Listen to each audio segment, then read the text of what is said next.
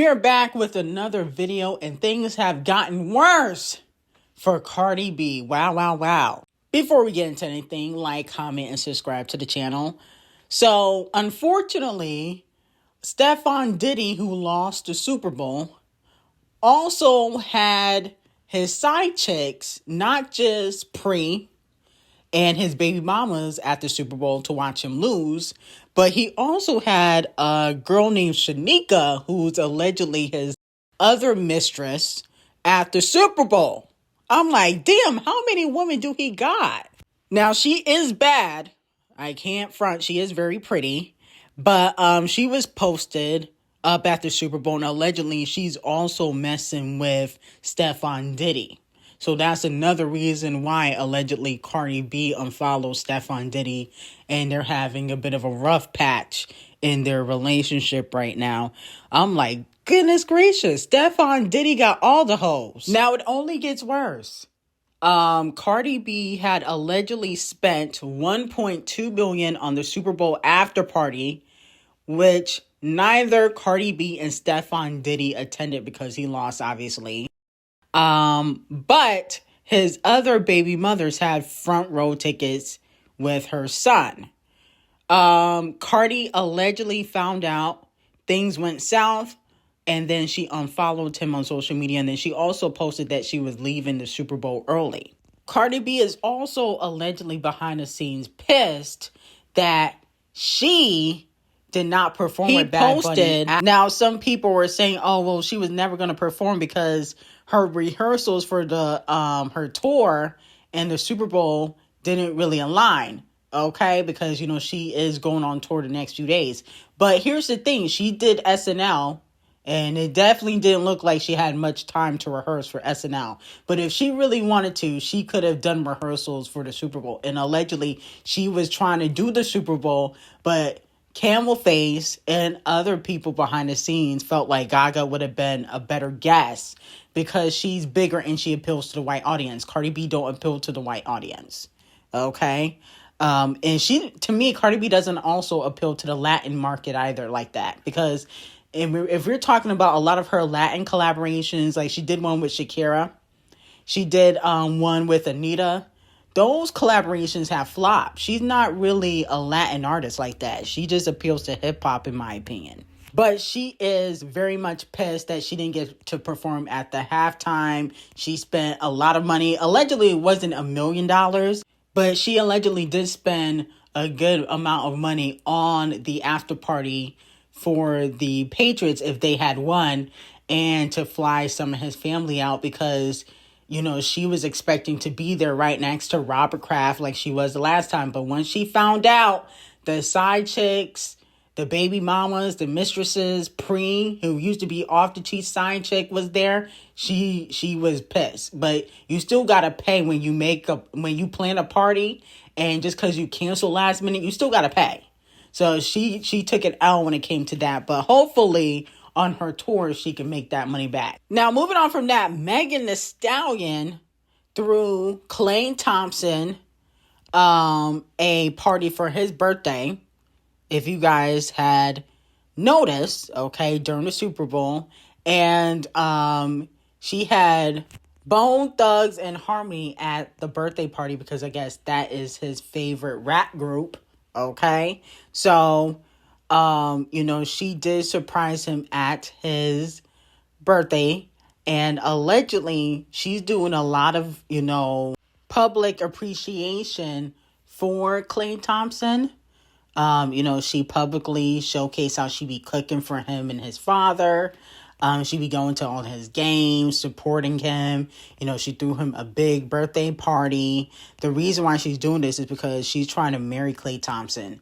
She's hoping by the end of the year, he proposes. Okay? And we gotta understand, like, Megan Thee Stallion is turning 31. She obviously, like every other person in the world, eventually wants to settle down. So let me know how y'all feel about it and if you guys think they will make it to the altar. In my opinion, I think it would be way too soon for them to get engaged. And I don't know if I fully believe that this relationship is going to last. I think they're definitely in the honeymoon stage, but we don't really know if this is really going to last. Now, moving on from that, the next Super Bowl is going to be in Los Angeles, California, at the SoFi Stadium. And a lot of fans are saying there's only one female rapper from LA I can think of, and allegedly that is D0JA Cat. A lot of people think D0JA Cat should get a chance to perform at the Super Bowl. I don't think she's ready. I can only see D0JA Cat performing at the Super Bowl with somebody else. Okay, whoever that may be. I don't think she's ready to perform by herself because I don't think she has the catalog to perform. And she doesn't have the numbers either. Okay, Scarlett and V flopped. Planet Her was her biggest, No Shade album. So I don't think she has what it takes, in my opinion. But she is a phenomenal performer. Now, there was also an alleged blind item about Queen Bee. It was reported that an A-list family, aka the Carters, never let their special needs child join them in public. It's really sad. Wow. Okay. Here's my thing. I think people have an obsession with Beyonce's kids. I mean, why do y'all care if Sir is out in public? I don't get it. I mean, he's a baby. He's a child. What do you want to see him do? Cry or run around and, be a kid? I mean, that's what is going to happen.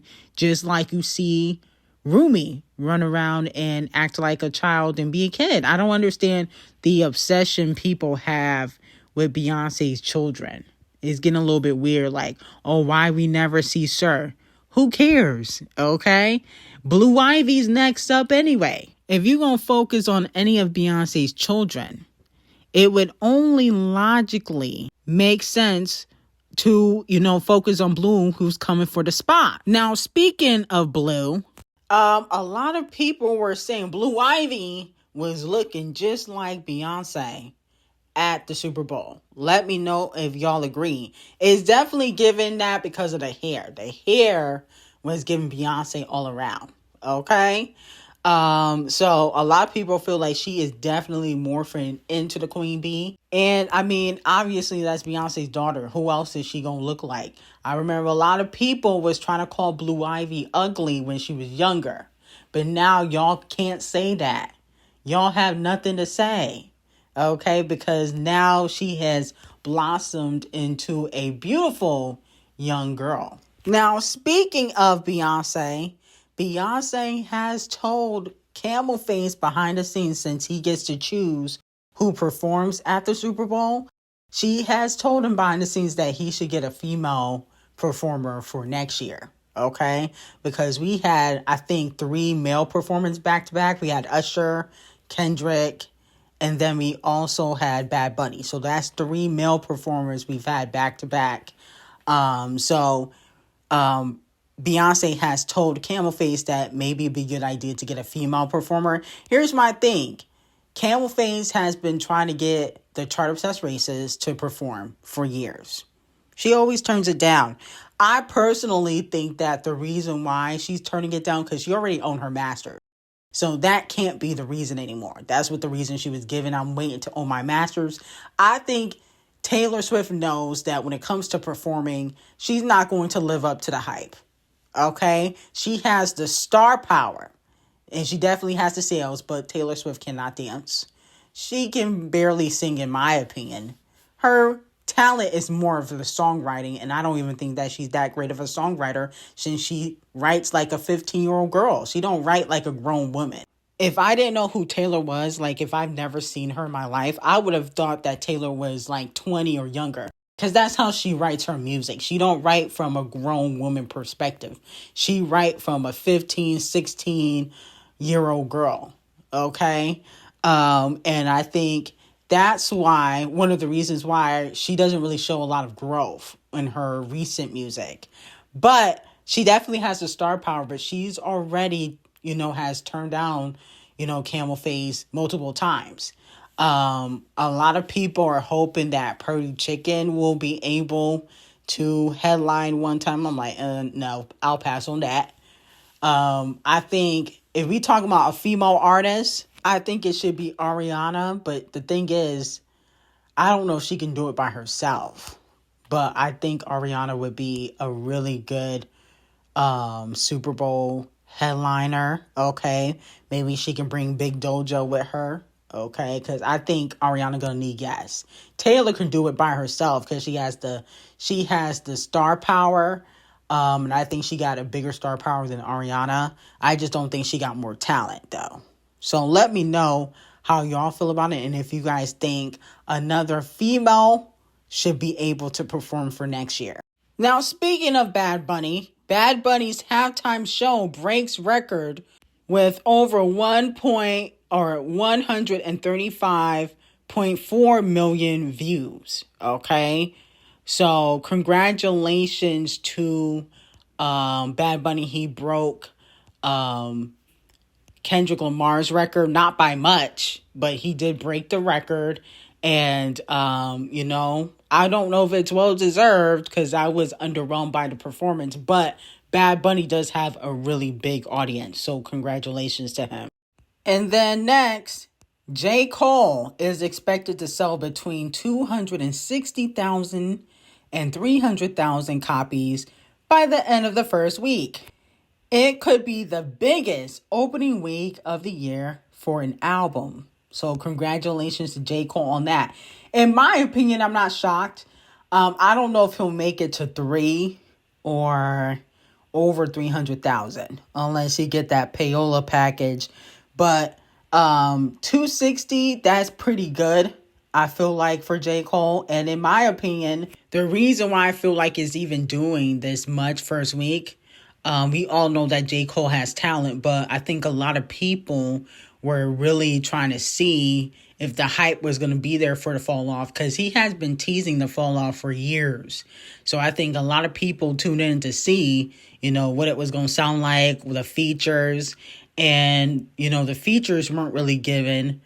I don't know if people fully will enjoy this album long term, but you cannot say that he don't have talent. That's one thing we cannot say about J. Cole. Everybody knows this man has talent that can go beyond years and centuries when it comes to his writing ability. So congratulations to J. Cole on that. Now, Glorilla went on live to basically expose her sister, and it seems as though her parents are Team Glorilla Glue. Every other month, because she couldn't get us to say that you was abusing us. We stayed with you. She was the one going our whole life because she called the police on you just because she got a whooping. Everybody get a whooping, but we ain't gonna call DCS on our mama because we getting whoopings. Yeah, we supposed to get whoopings. Y'all used to stand together so strong when together when y'all would get a little line and stick to it, and y'all would stand. Say my baby's gonna be together when they grow up because they know how to stick together against me and tell a lie. But but I'm gonna keep praying. But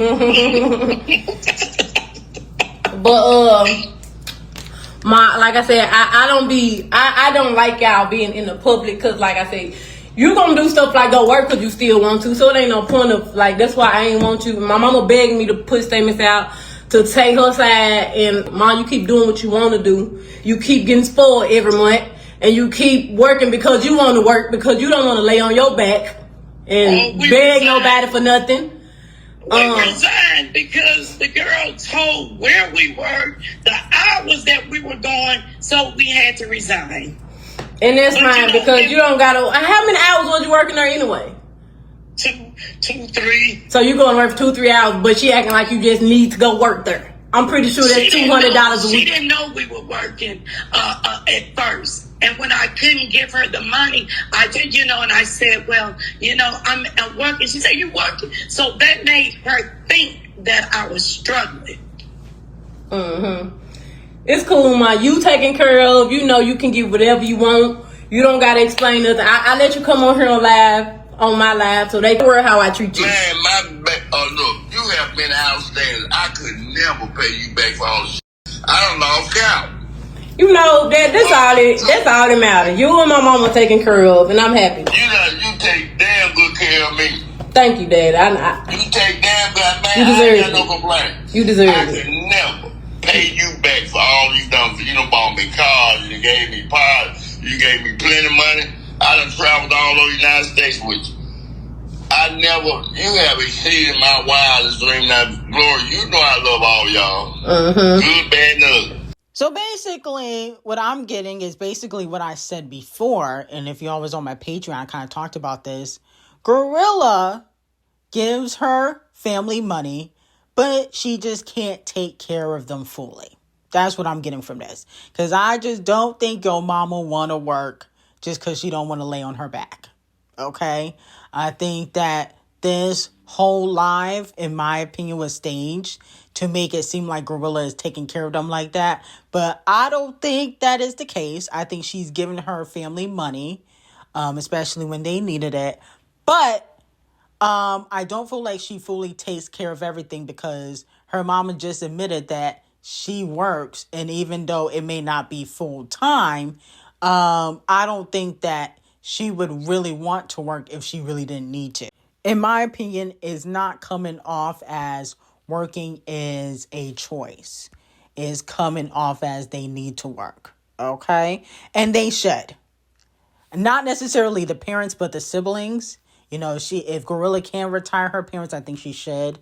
If they have taken care of her. But the siblings, the bald head, scallywag that was ranting a few days ago, go get a job. Okay?